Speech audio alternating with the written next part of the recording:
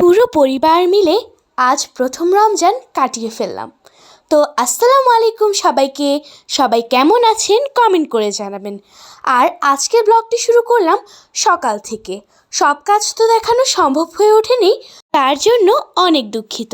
আজ আমি আপনাদের সাথে ভয়েসে আছি মেহের আফরোজ সাউদা, কারণ আমার আম্মু অনেক অসুস্থ। তিনি অনেক বেশি ঠান্ডা লাগার কারণে তিনি কথা বলতে পারছেন না। তো আজকে বাবা রমজান উপলক্ষে অনেক পুদিনা পাতা এনেছিলেন, কারণ পুদিনা পাতা চনা দিয়ে খেতে অনেক মজার।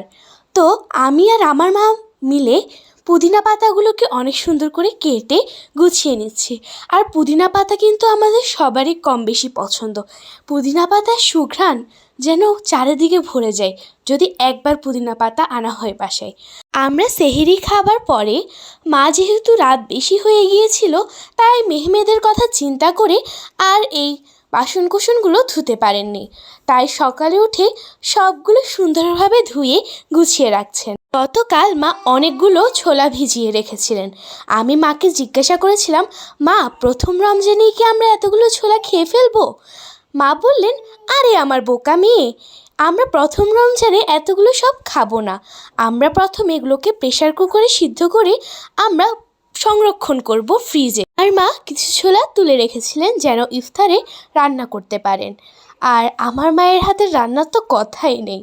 আর এখন যেহেতু রমজান মাস, আমাদের বাসায় ছোলাটা অনেক বেশি রান্না করা হবে। আর প্রত্যেকেই তো রমজান মাসে ছোলা খানি, আমরা সবাই তো তা জানি। তো ছোলা তো দেখতেই পাচ্ছেন কত সুন্দর হয়েছে। আমার মা যখন ধনেপাতা দিচ্ছিল, তখন আমি একবার ছোলার দিকে তাকাই, একবার মায়ের দিকে তাকাই। কেন জানেন? কারণ আমার মা কীভাবে যে এত সুন্দর করে রান্না করে আমি বুঝতে পারি না। আমি যখন রান্না করতে যাই তখন কিছু না কিছু এলোমেলো হয়। তাছাড়াও এখন মা রান্না করছেন আমাদের রাতে খাবার জন্য মুরগির কষা। আর আপনাদের মুরগির কষা কেমন লাগে তা কমেন্ট করে জানাবেন। আর মুরগি হলো আমার সবচেয়ে পছন্দের খাবার। তো মুরগিতেও ধনেপাতা দিয়ে দিচ্ছে। ধনেপাতা তো সবাই চিনেন, এটা নতুন বলার কিছু নাই। আর এদিকে মাছ ভাজা দিয়ে দিচ্ছে। মা মাছ ভাজার পর রান্না করবেন কাতলা মাছের কালিয়া। আর কাতলা মাছের কালিয়া কিভাবে রান্না করছেন তা তো আপনাদেরকে এই ভিডিওর মাধ্যমেই দেখিয়ে দিচ্ছি। তো মা অনেক সুন্দর করে কাতলা মাছের কালিয়ার জন্য মশলা তৈরি করে নিয়েছেন। সেখানে এখন কাতলা মাছগুলো দিয়ে দিচ্ছেন। আর কাতলা মাছগুলো দিয়ে টমেটো দিয়ে তিনি ঢাকনা দিয়ে কিছুক্ষণের জন্য রেখে দিবেন। টমেটো দেওয়ার পর তিনি দিবেন ধনেপাতা, যেন ধনেপাতার সুঘ্রাণগুলো মাছের ভিতরে ভিতরে ঢুকে যায়। এ পর্যায়ে মা ঢাকনা দিয়ে দিবেন। ঢাকনাটা খুলে মাছটি ভালোভাবে হয়েছে কিনা তা চেক করবেন। তারপরে সুন্দর মতো করে প্রেজেন্ট করার চেষ্টা করবেন। আর এই রান্নাগুলো করা হচ্ছে যেন আমরা সেহরিতে খেতে পারি। তো আমরা এখানে ইফতার করার জন্য চলে আসলাম। দেখতেই তো পাচ্ছেন আজকে আমি কত কিছু আয়োজন করেছি।